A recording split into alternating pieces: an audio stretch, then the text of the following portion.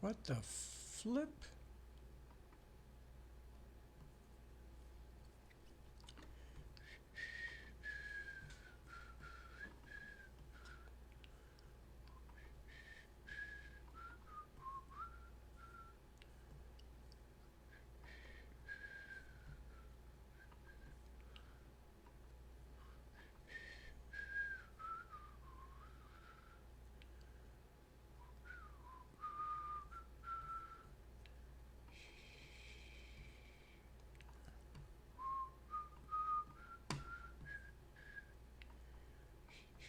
Oh, come on.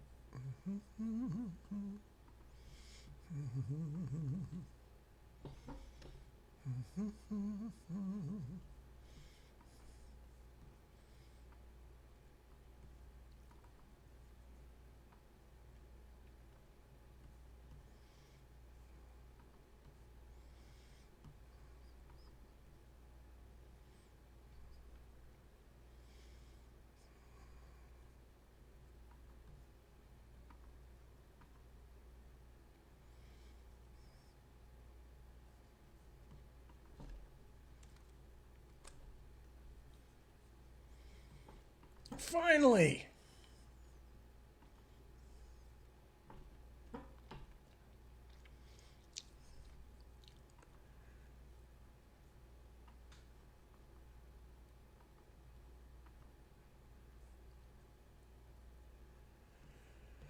Okay.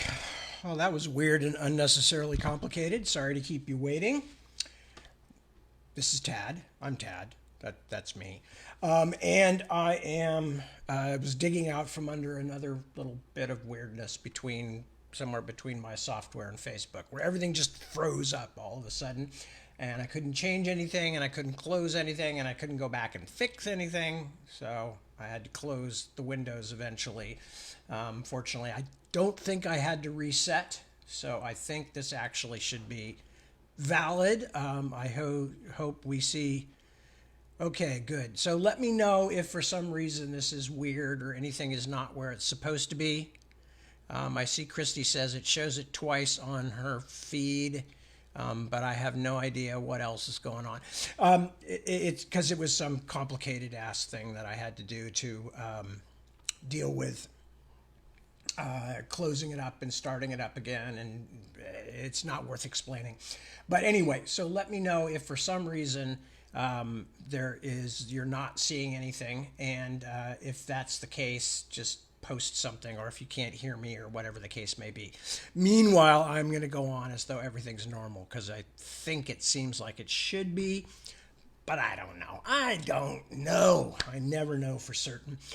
So, anyway, hi. As previously mentioned, I am Tad. I will be here until approximately 2 o'clock, most of which will be spent reading. Small amount here at the beginning will be spent babbling, aka waffling. And as I mentioned in my write up for what this particular reading was going to be about, I think I used the word chuntering. I'm not actually, I think I said something like, I don't even know if you can look that up. I don't. It depends on where you look it up. As far as I know, chuntering may not be used in the sense we use it in our family, meaning Deb and I, because we use it to mean just sort of talking, thinking out loud. It's the kind of thing where you turn to the other person, say, "I'm sorry, were you talking to me?" And they say, "No, I was just chuntering," meaning I was just doing. Well, then I could, maybe I ought to, that kind of thing, where you're thinking out loud, and the other person expects that it's something they're supposed to respond to, like as if it was English, when in fact it's not. It's just stream of consciousness.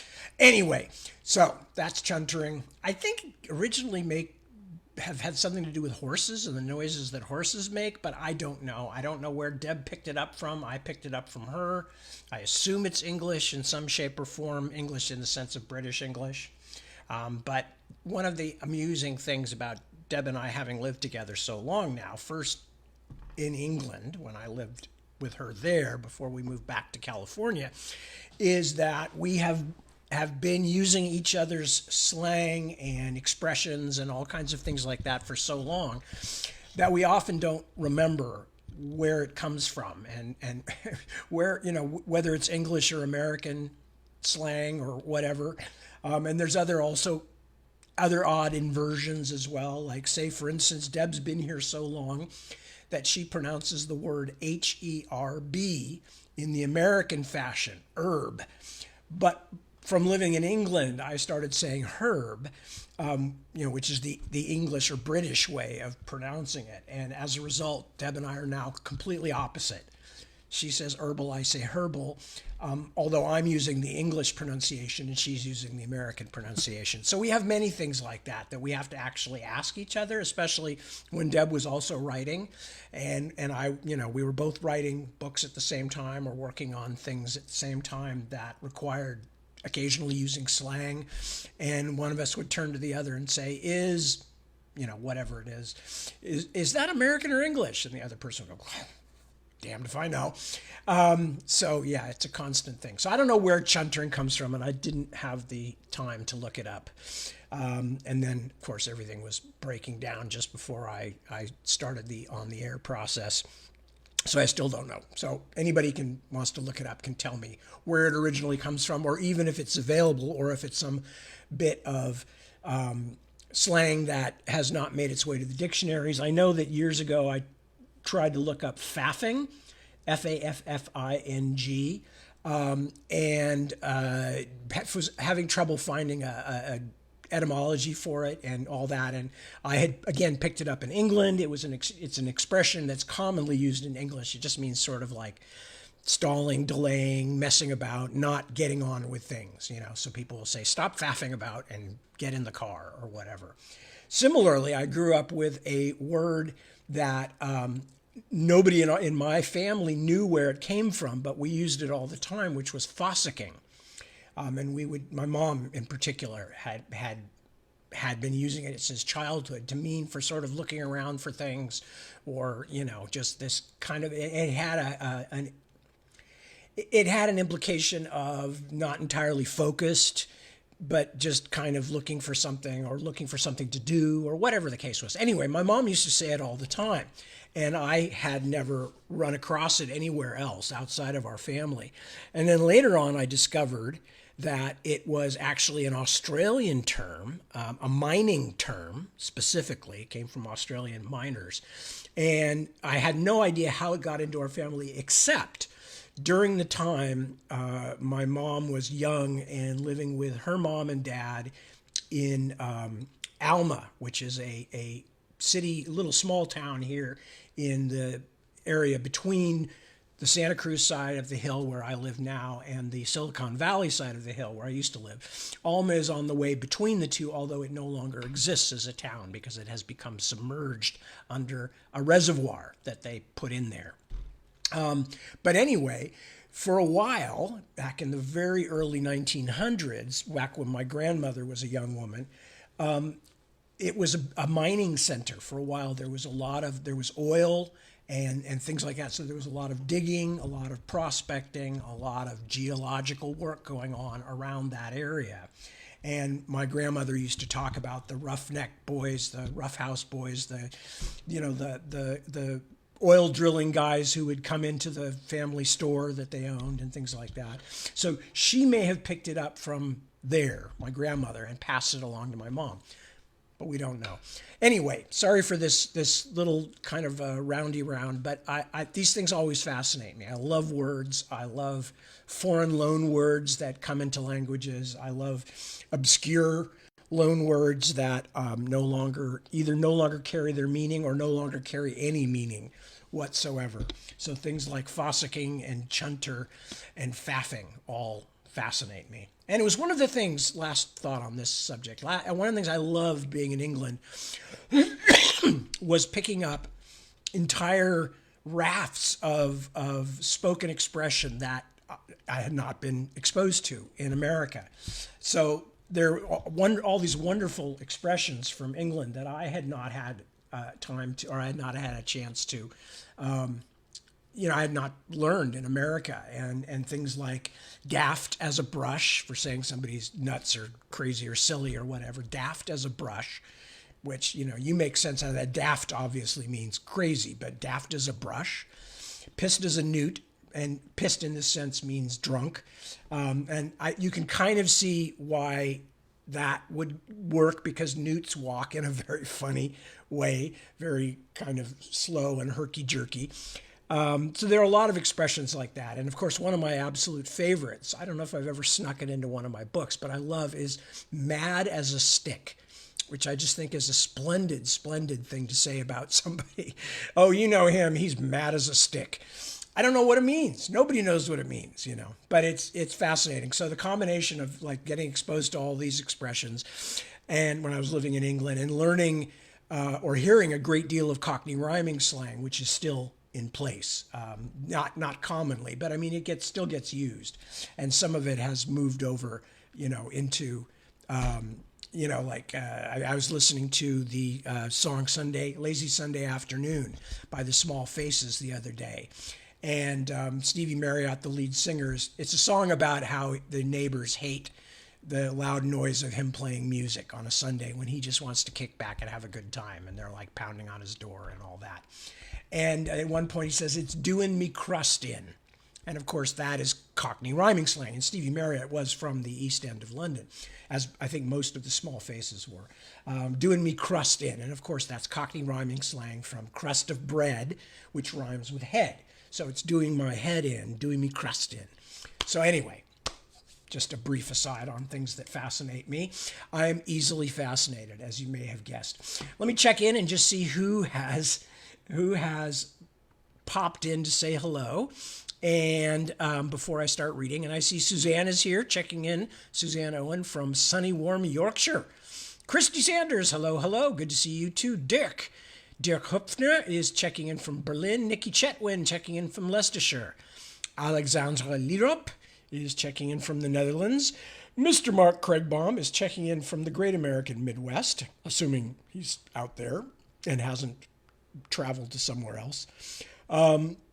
Christy Sanders, don't worry about the weirdness of posting twice. That has to do with probably how I had to close windows and then reopen them. So nothing to do with you. Penny Davies, hello, hello. Good to see you. Who else? Maria Jose, a pleasure to have you with us. Isaac, as always, good to see you. Mr. Mark Redman, checking in from hot and sunny Yorkshire. That's the second person to talk about how warm it is in Yorkshire, which is, as those of you not from Yorkshire may or may not know, not a real common occurrence. So good on them as long as it's not deadly hot. Nicole, hello, that's Nicole Grass. Who else is here? Already said hello to Suzanne. Ilva, hello, hello. Good to see you, sweetie. Yes, okay. Suzanne confirms that she has heard chuntering before, and it means chatting out loud to no one in particular. Okay, good. Suzanne confirms that faffing is a word they all use. Yes, that's absolutely true. Faffed around and found out, says Mark Craigbaum. And Debbie Bode, or Bode. I don't know how it's pronounced, Debbie, but good to see you as always. And with that all said, I am going to, not a lot to report. We had a nice evening tonight with our son and his fiance came over, and our daughter was home. And so we actually had a little family get-together thing, which was good fun, and spent a long time talking about everything from cosmology to Star Wars, which in another universe might not be that far apart. Dogs are good. Lemon, as I think I mentioned, is going to need an operation on her other hip as well, or on her other knee, I guess, as well, which we pretty much knew was coming because it's a real tendency with these kind of dogs. But we've decided to put it off for several months. So she's going to have her fun this summer and go back to dog daycare and see her buddies there and stuff like that. Meanwhile, everything else, as far as I know, is going okay. We've got a new newsletter coming out. Those of you who are not on the newsletter mailing list, you should be, because it is an absolutely no downside thing. We don't flood you with things. We say, I mean, God, we're lucky if we can get a newsletter out every couple of months or so, and we haven't lately. We obviously do not sell anybody's information or give it away or even let other people come over and peer at it. So it's just purely Deb and me. We are, precisely the mom and pop operation. There's no doubt about it. We do everything ourselves. We would never sell information from our readers to whoever would buy it. I mean, we'll never know because we aren't going to go out and look for it. And it's a smallish number anyway, so it's not like we would get rich selling our mailing list. It's a select and exclusive group of people, of connoisseurs, of people with great taste and perspicacity. So anyway, I think you have to get a hold of Deb to get on the mailing list. I'm not quite sure the best ways to do that. I'll find out before next time, because seriously, everybody that is interested in me and the books I write, or Deb and the interesting, witty things she says, should be on the mailing list. So, and I think you just have to get a hold of Deb through Facebook or X. I hate that name. It sounds like a just one of those bogus perfume commercials from the late 80s. X. I do not know what it means, but I know what I have. X. It's just like stupid. Anyway, Twitter, as once was, which we all agree, even Deb, who still is on there doing news stuff, but meaning posting stuff about our businesses and things like that. But, good God, what that has turned into. What a nightmare. Anyway, okay, so I think I've brought everybody up to date. Nothing new on, where I'm going to be signing books in October. Nothing new on the Splintered Sun, except that it is coming out in October. Yeah, that's it. So I'm going to go ahead and read. So thank you for your indulgence. Thank you for putting up with my small freak out at the top of the hour. There is nothing weirder and more frustrating, and it's very much a 21st century, late 20th, early 21st century thing of hitting a button and realizing that it's done nothing, on your home computer.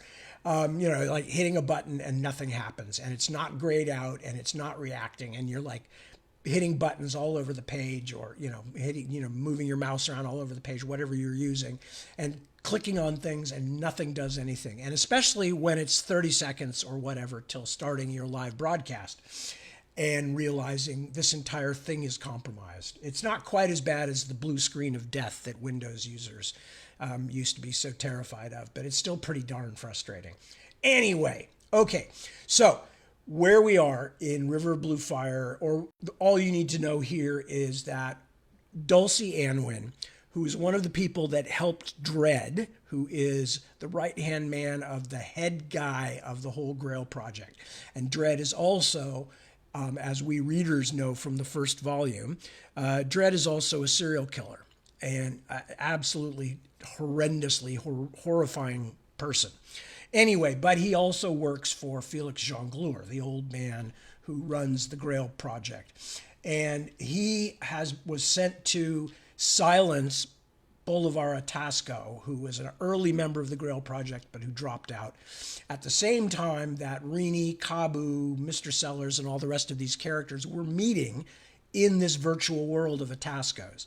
So that's where they all escaped from, just barely, and how they wound up in another simulation floating on a leaf with giant bugs all around them, and them about the size of, just teeny tiny.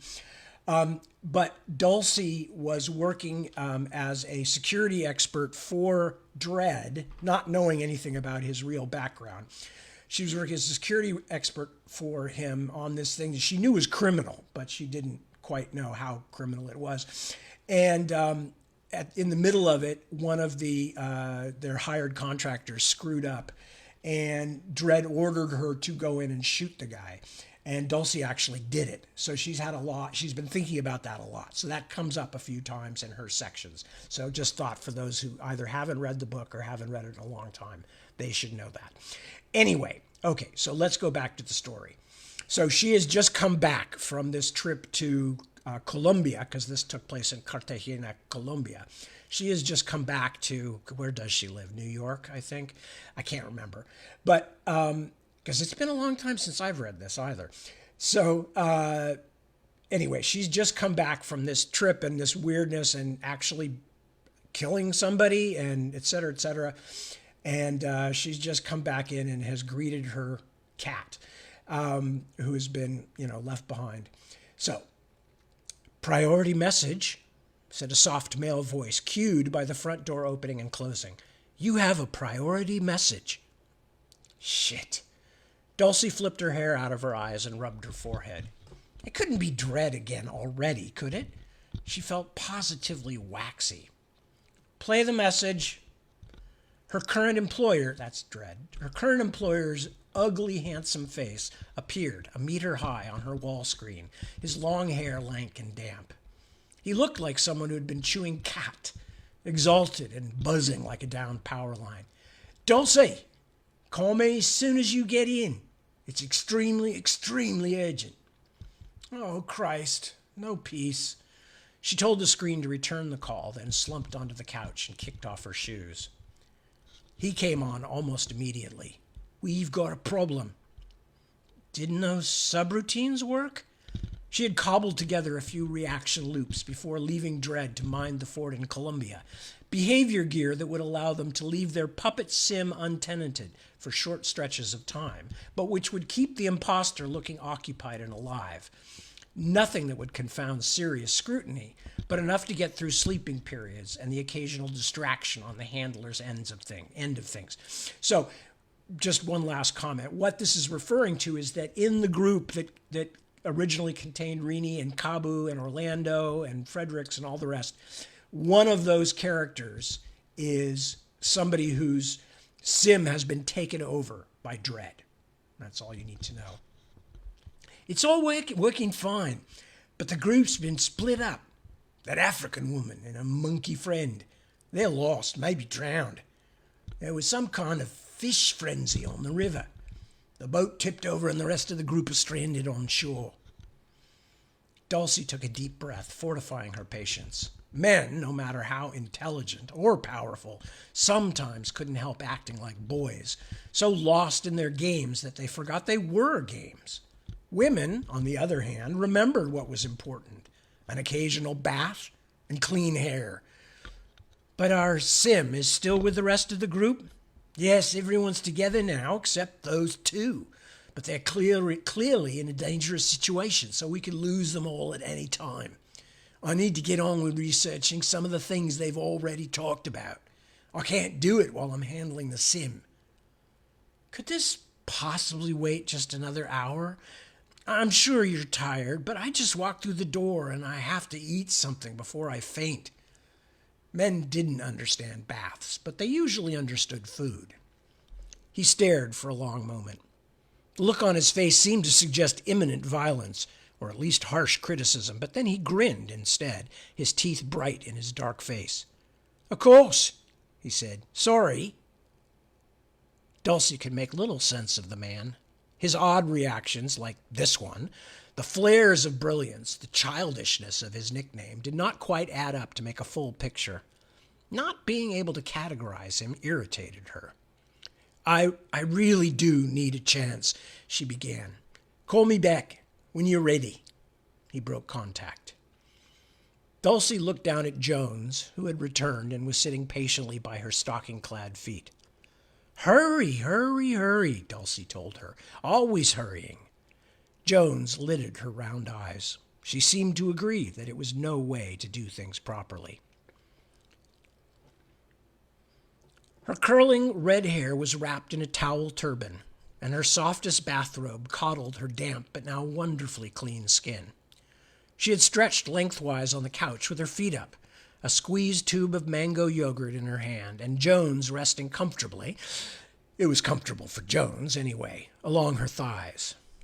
Look at me, she thought. I shot someone.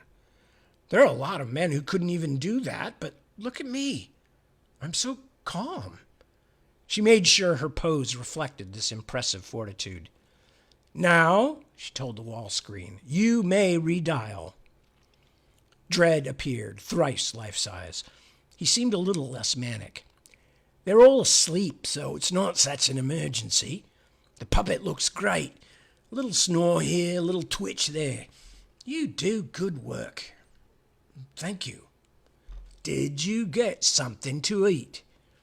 His dark eyes flicked along the length of her bathrobed form in a way she found both sexual and somehow dismissive. I'd like to take the opportunity to bring you up to date. I'm fine, she waved her yogurt tube. Fire away. Dredd began where she had handed over the reins that morning, with the whole crew still floating on the river in the boat that had become a leaf, and brought her up to the present moment with special emphasis on character continuity. We really ought to see if we can find some agent gear that will take sub-vocalized notes on the fly, he said. Otherwise, if a lot happens, we might lose some important detail after a handover and blow the puppet's cover. Dulcie wondered inwardly how long he would want to keep this up, but reminded herself that with the bonus he had already credited to her account and the salary he had promised for her share of sim time, she could take at least a year or two off. That much freedom was worth some inconvenience. Another part of her wondered at how quickly Celestino, the guy that got shot, had become nothing more than a number in her credit account. Aloud, she said, Is there a chance we could find a third person to help with this? Even if those people sleep for 8 hours a day, that's still a full working day for both of us, 7 days a week, indefinitely. I could probably find someone to help.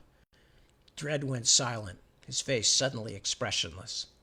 You have someone you want to bring in? No.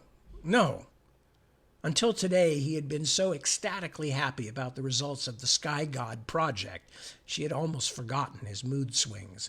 But now they were again in high gear. But, she told herself, at least he wasn't boring, like most men. No, I don't have anyone in mind. I'm just thinking about us both going crazy from overwork. And you said there's a lot of other stuff you have to do with that data. She had almost said Atasco's name. She was tired, she realized. She doubted anyone was actually tapping her lines. Dredd himself had sent her some top-flight defense gear, which she was using on top of her own precautions. But it was stupid to take any unnecessary risks, and certainly the Atasco assassination had been world news for days now. I'll consider it. For a moment his stony look lingered. Then, as if someone had poured hot liquid into a cold cup, life came back into his features. And there are a few other things we need to discuss, too. There is someone at the door, said the house voice. Someone at the door. Dulcie rolled her eyes. Intercom. Who's there? Me, Charlie, was the response. So you really are back. Who is that? Dredd had gone 0 degrees again. Just my downstairs neighbor. She got up, dislodging a silent but irritated Jones. She feeds my cat. I can call you back if you want. I'll wait. Dredd killed his visual and the wall screen went blank, but Dulcie had no doubt he would be listening. Charlie's white blonde hair was elaborately foiled. The strands encircled her head like the electron paths of a model atom, so that the closest kiss she could bestow landed somewhere in the air a handspan from Dulcie's cheek. Oh, God, Dulcie, where's your tan? What good is going to South America if you don't get a tan? Too much work, Charlie. Charlie, Dulcie felt sure, would think a nuclear explosion had an upside, all those skin-darkening rays. Any problems with Jonesy? She looks great. No, everything was just Zoomly. Your mother came by one day when I was here. She's a chort. Yeah, she's a chort, all right. Laugh a minute. Dulcie's feelings about Ruby O'Meara, Mulhern, Epstein, Anwin, at their very strongest, could not be called affectionate, but other people always seemed to think her mother was a wonderful character. Dulcie wondered what she was missing. Anything else? Oh, God, you must be exhausted. I really just came up to make sure that was you I heard. Charlie abruptly twirled, catching up her silvery tessellated skirt and exposing her long, slender legs. Do you like this? I just bought it. It's great. Well, thanks again for taking care of Jones. Problem not. Do you think you could feed Zig and Zag next week? I'm going out of town. You just have to give them lettuce and check their water. Charlie had always maintained that she was an account executive for a cosmetics firm, a lie that Dulcie guessed was rooted in some briefly held teenage job. Charlie thought Dulcie did not know that she was a call girl, and a fairly expensive one, too. Her cartoony voice and schoolgirl figure were doubtless very appealing to a certain type of well-heeled clientele. Charlie believed her career was a complete secret, but Dulcie made it her business to find out everything she could about all her neighbors, and Dulcie was good at finding things out. Charlie thinks she's so wicked. She doesn't know that her friend upstairs is an international terrorist for hire. She's been feeding the cat of a professional murderess. Even when shared only with herself, the joke was beginning to wear thin. In fact, she had just decided not to think about Celestino for a while, to allow the incident to find its proper place in the Dulcie Anwin scheme of things. When Charlie had gone posture walking back to the elevator like an oversized, overdressed Girl Scout, Dulcie turned back to the wall screen. She's gone. Dred's face popped up immediately, as she had known it would. Of course he was listening. He'd probably been watching, too, and thinking perverse thoughts about blonde, short-skirted Charlie. But if he had been, he made no mention of it or gave any sign at all. Right. Well, the first thing we need to decide is how much we can afford to lead this little group from within. Dred frowned, his eyes remote. If I thought they had any purpose at all, I'd be happy to just sit back. But they have a golden opportunity to find things out, and instead they just seem to be drifting. A golden opportunity to find out things for you, Dulcie suggested. He smirked. Of course. His smile vanished. You know who I work for, don't you? Dulcie wasn't sure what she was supposed to say. You never told me. Come on. Don't lower my opinion of you. You're good at what you do. You make great money. You drive that scorching little red sports car way too fast, but you've never had a ticket. You get around, Dulcie. You must have a pretty good idea of who my boss is. Well, yes, I think I know. In fact, after seeing the Otherland network from the inside, she had known the rumors about Dred working for the almost mythical Felix Jongleur had to be true. Only Jongleur and a very few other people could afford that kind of technology. Then you can guess how serious this is, what we're doing. We're holding back crucial information from one of the meanest, smartest, most powerful men in the world. We're right in the old man's backyard here. If he finds out I'm a dead man, instantly. He fixed her with a stare even more intense than the one he had used earlier. Don't misunderstand this. If you sell me out, even if I don't get to you myself before the old man sixes me, he won't let you live. Not someone who's found out as much as you have about this network of his. You won't even be history. In 24 hours, there will be no evidence you ever existed. Dulcie opened her mouth and then closed it. She had thought about just these possibilities, all of them, but to hear Dred say them so flatly, with such certainty, brought it home to her in a way her own musings hadn't. Suddenly, she knew herself to be in a very high and precarious place. Do you want out? She shook her head, not trusting her voice at this moment. Then, do you have any questions before we go on? Dulcie hesitated, then swallowed. Just one. Where did your name come from? He raised an eyebrow, then barked a laugh. You mean Dread? You sure that's all you want to ask me? She nodded. When he laughed like that, his lips pulled away from the corners of his mouth like some kind of animal, like something that grinned before it bit. It was a name I gave myself when I was a kid. This guy in this place I stayed, well, that doesn't matter. But he turned me on to this old music from the beginning of the century, Jamaican stuff called ragga. Dread it's a word they used all the time. That's all? It just seemed, I don't know, kind of silly? Not really you. For a moment she wondered if she'd gone too far, but his dark face flexed into amusement once more. It has another meaning too. Something to make the old man crazy. Him with all his King Arthur bullshit, his Grail and all that. The full version isn't just dread, it's more dread. Get it? Dulcie shrugged. All that Middle Ages stuff had always bored her to tears in school, along with the rest of history. Not really. Well, don't worry your head about it. We got more serious stuff to do, sweetness. The curled lip laugh returned. We are going to stir it up for the old man. Stir it up, Major. Recovering her composure a little, Dulcie allowed herself the indulgence of a twinge of contempt. He thought he was so bad, so scary, so dangerous. All the men in this business were either complete psychopaths, ice-blooded technicians, or action star wannabes, full of pithy lines and menacing glances.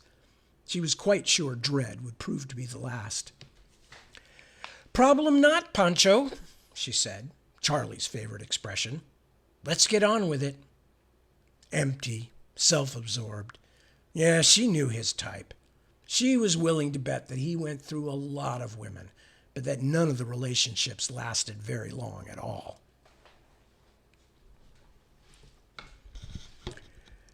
Christabel had slipped and skinned her knee at school the day before, trying to show Portia how to do a special serve in Foursquare.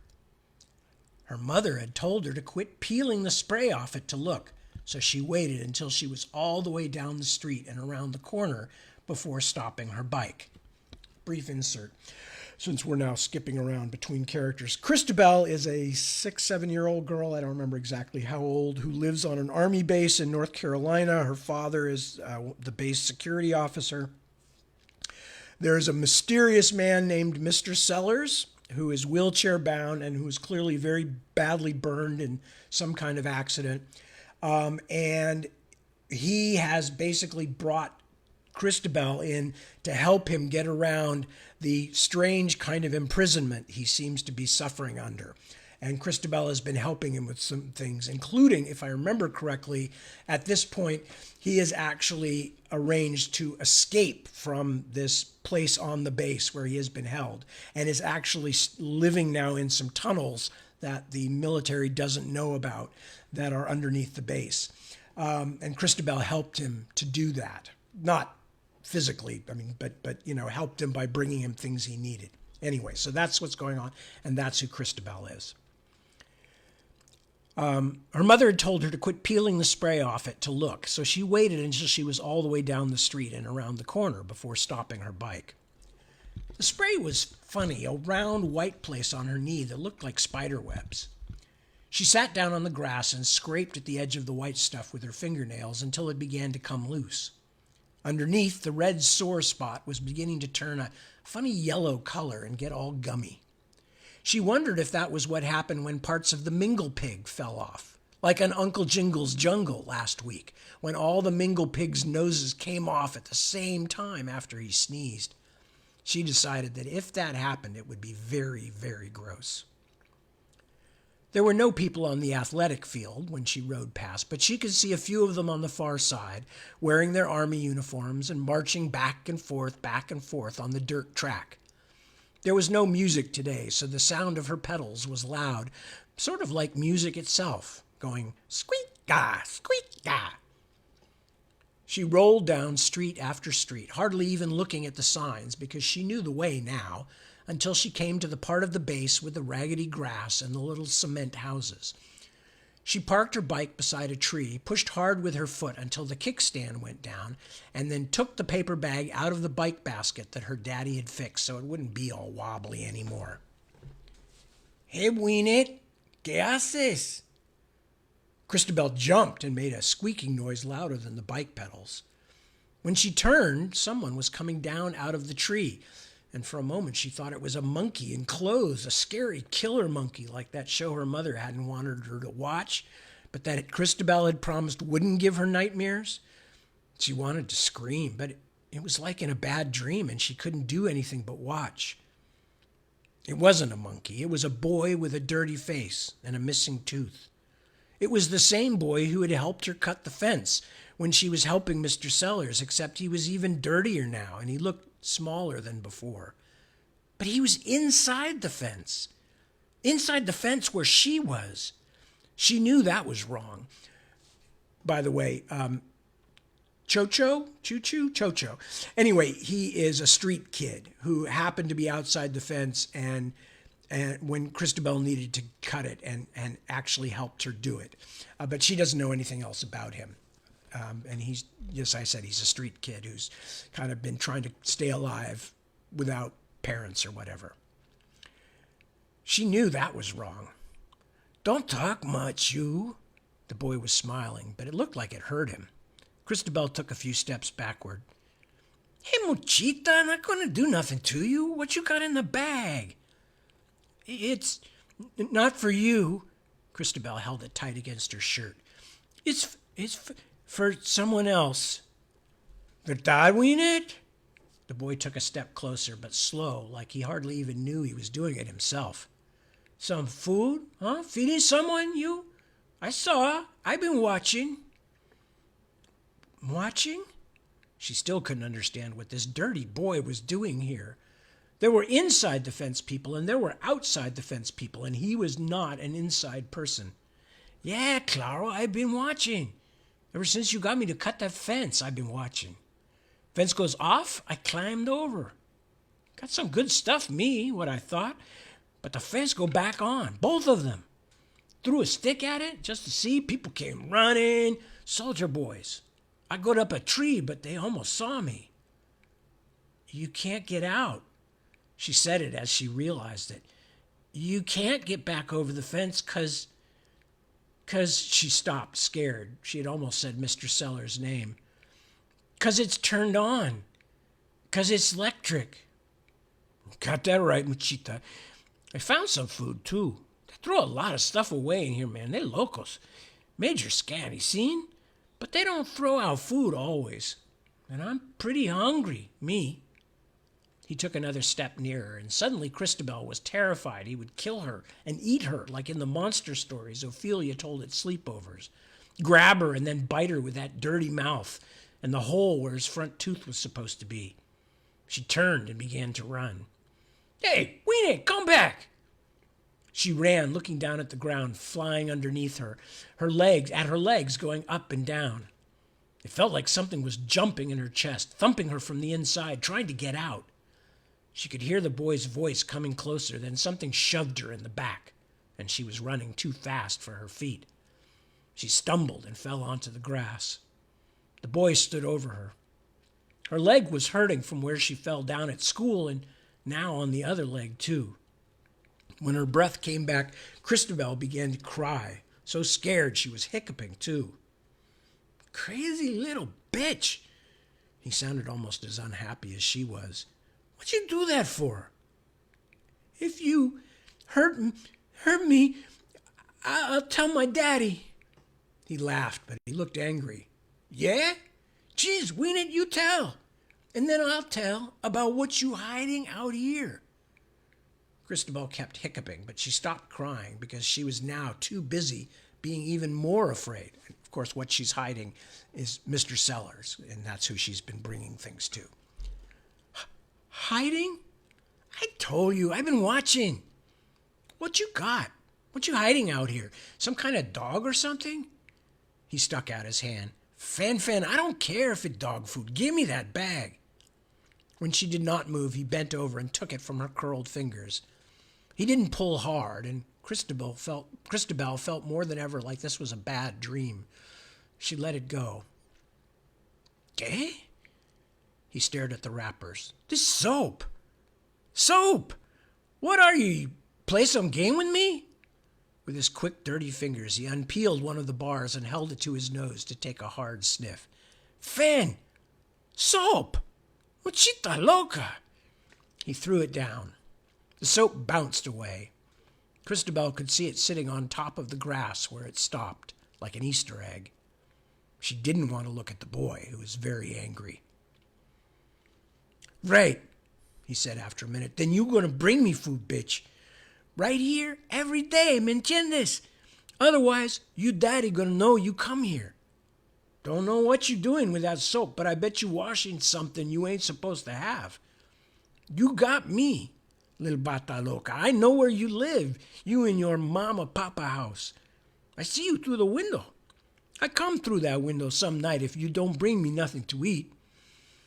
Anything would be better than having him yell at her. She nodded her head. Jeez. He swung his arms from side to side so he looked like a monkey again.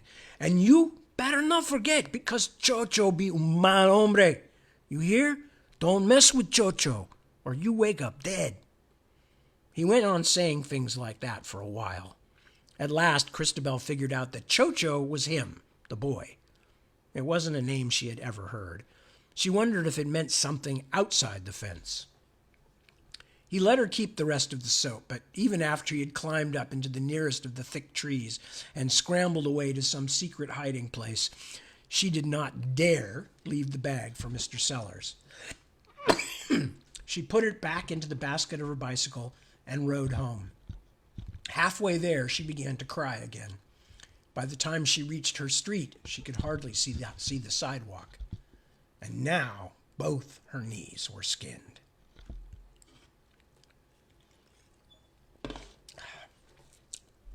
Dread rang off and settled back, extending his long legs. He called up the Otherland sim and opened its eyes, briefly. All the others were still sleeping, and watching them brought a sympathetic heaviness to his own eyelids. He shook his head, then reached into his pocket for a stimulant tab, Adrenax, the real stuff from the South American black bazaars, and dry swallowed it. He followed it up with a little drum music on his internal system, a counterpulse to make everything seem a little more exciting. When the rhythm was pumping at what seemed the proper level, cascading from one side of his head to the other, he returned his attention to business.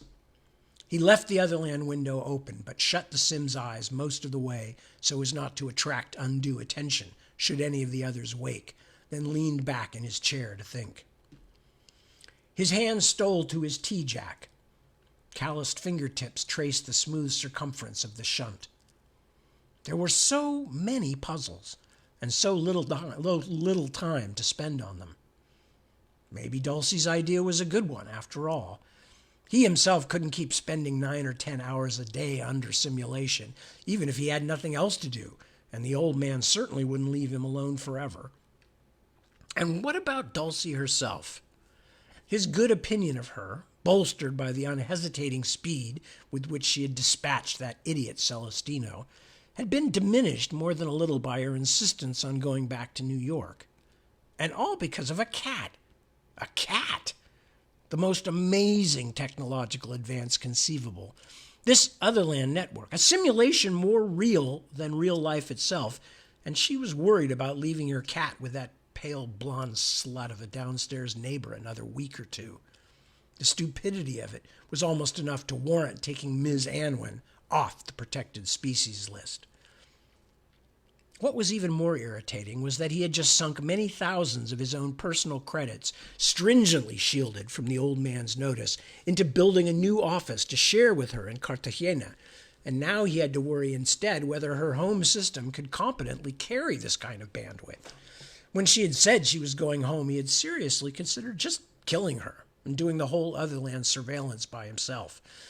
But that would not have been practical, of course, not under current circumstances.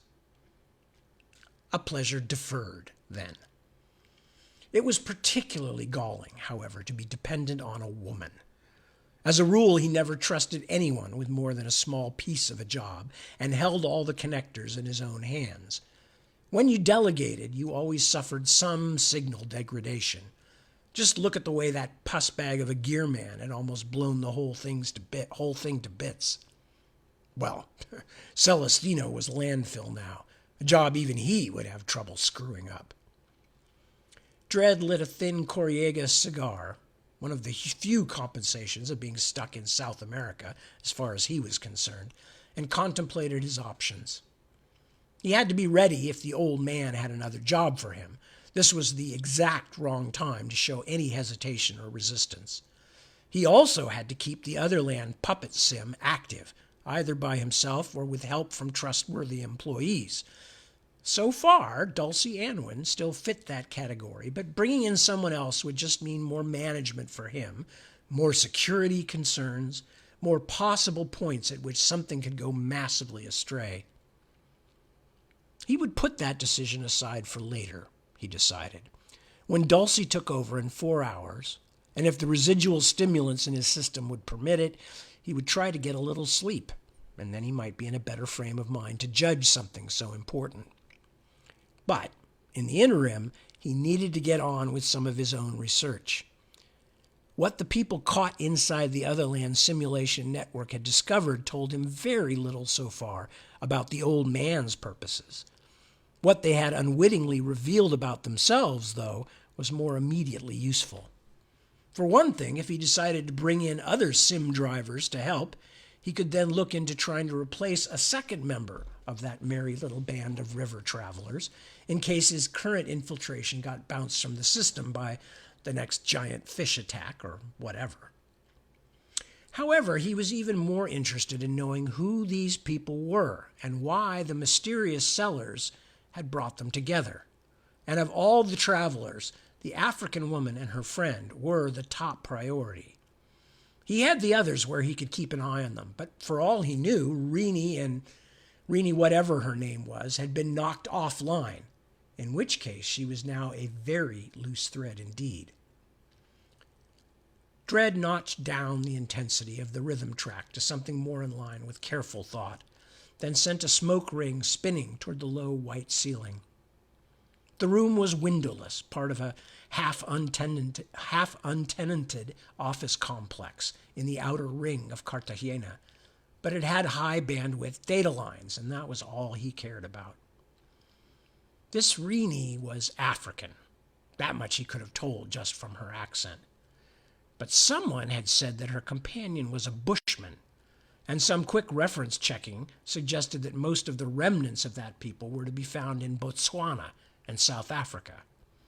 That didn't mean that the woman couldn't be from somewhere else, that they might not have met online, but he liked the odds that they were both from the same place. So, Botswana and South Africa. He didn't know a lot else about her, but he knew that her brother was in a coma, and when cross-checked with her first name and its possible variants, that would have to narrow things down considerably. But he wasn't going to do it himself, not the grunt work.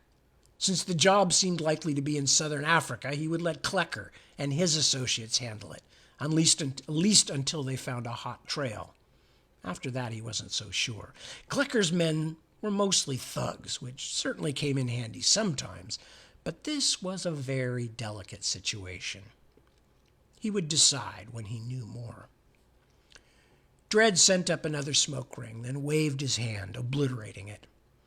The adrenals had kicked in, and along with the rush of energy, he felt a sort of blind idiot ache in his groin and behind his eyes that he hadn't felt since the night he'd taken the stewardess. It was an itch, he knew, that would become more than that soon, but he didn't know how he could possibly find time to hunt safely. He was right on the edge of the biggest thing ever, and for once he intended to take the old man's advice and not let his private pleasures compromise his business. Dredd grinned. The old bastard would be so proud. A thought occurred to him. He lowered a hand to his crotch and squeezed meditatively. It wasn't a good time to hunt, at least not in RL, not in real life. But this simulation was so realistic. What would it feel like to hunt in Otherland? How closely would these sims imitate life, especially in the losing of it? He squeezed again, then brought the drums back up inside his head until he could feel them buzzing in his cheekbones, the soundtrack for some ultimate jungle movie of danger and darkness. The idea, once kindled, began to burn. What would it feel like? And the next chapter, which we won't get to read much of, is Chapter 5, The Marching Millions. Netfeed News, U.S., China at odds over Antarctica. Visual, signing ceremony for Six Powers Treaty. Voiceover, only months after the signing of the Zurich Accord, 2 of the 6 powers are again squabbling over Antarctica. Visual, American Embassy in Ellsworth. Chinese and American companies, both of which license space for commercial exploitation from the UN, are in a dispute over who has the rights to what is thought to be a rich vein of mineral deposits in the Wilkes Land area. Tensions rose last week when 2 Chinese explorers disappeared, and accusations were made by Chinese media sources that U.S. workers had kidnapped or even murdered them. "Can I come in?" a voice asked in Reenie's ear. 2 seconds later, Lenore Kwok appeared in the conference room. She wore a jaunty leather aviatrix helmet and what looked like new coveralls. They probably are new, Reenie thought, just switched back to a default setting. Even someone who had spent as much time in simulation as she had was finding it hard to reconcile herself to this amazingly realistic new world. No, new universe, for all intents and purposes, with different rules for every piece of it. "I'm really sorry," Lenore said, "but I still don't have anybody to help you with your gear. A lot of people aren't on the Hive today. I think it's some kind of system problem. Things are pretty crazy, so what you've got is those of us who are at the end of shift, and mostly we're all in the middle of something." She made an appropriately sad face. "But I thought I'd give you a quick tour of the place anyway. Then, if you want, you can come along with me and Cullen to look at the Esteton Borcelli bivouac. It's spectacular, Major, and you'd probably like it better than sitting around here." Kabu clambered up onto Reenie's shoulder to gain a better conversational position. "What is this thing you are going to see?" "Ants. Come along. You've never seen anything like it. By the time we get back, they should have the system problems ironed out, and someone will be able to help you." Reenie looked at Kabu, who shrugged his narrow simian shoulders. "Okay, but we really need to get out of here, not just for your sake." "I utterly understand." Lenore nodded earnestly. "You probably have things to do at home. It must be big slow being stuck online." "Yes, big slow." Lenore wiggled her fingers, and the conference room disappeared, replaced instantly by a huge domed auditorium. Only a few of the seats were filled, and tiny spots of light gleamed above a dozen or so others, but the vast room was mostly deserted. On the stage, or rather above the stage, floated the largest insect Reenie had ever seen, a grasshopper the size of a jet plane. "The exoskeleton," a cultivated, disembodied voice was saying, "has many survival advantages. Evaporation of fluids can be reduced, a definite plus for small animals, whose surface-to-area volume ratio makes them prone to fluid loss. And the skeletal structure also provides a great deal of internal surface area for muscle attachment." The grasshopper continued to pivot slowly in midair, but one of its sides detached and lifted away from its body, an animated cutaway. "Normally this would be for first-year students," Lenore explained. "The lucky ones who get to come to the Hive at all, but there's almost nobody here today, like I told you." As various bits of the grasshopper drifted loose, some vanishing to provide a better view of the section they had covered, other parts were highlighted briefly, lit from within. The exoskeleton itself is largely made up of cuticle, which is secreted by the epidermis directly beneath, a layer of epithelial cells which rest on a granular layer called the basement membrane. Various strata in the exposed armor glimmered into life and then faded. The cuticle itself is not only extremely efficient at controlling fluid loss, it serves as protection for the animal as well. Insect cuticle has a tensile strength as great as aluminum, with only half the weight. Kabu was staring solemnly up at the revolving grasshopper. "Like gods," he murmured. "Do you remember when I said that, Rini? With these machines, people can behave as though they were gods." "Pretty chiz, huh?" said Lenore. "I'll show you some more of the place." And that's where we're going to stop. And we will see how that all fits together, or at least a little more of how it all fits together, because essentially the Otherland books are one big sort of puzzle. But anyway, we will see more of that next reading, which will be at 7 p.m. Let me just get that out of the way. So I will return at 7 p.m. later today, since it is now Sunday. The solstice is upon us, midsummer. And at that point, we will continue. Until then, take good care of yourselves.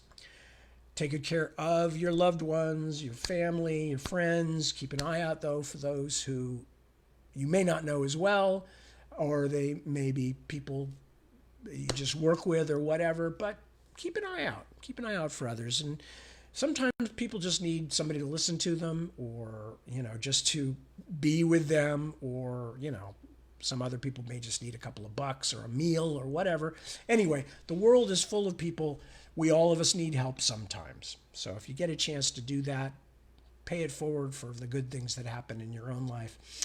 Until that point when that comes up, and until the point when I return at 7 p.m., take good care. Thank you so much for spending time with me. As always, I value it very highly.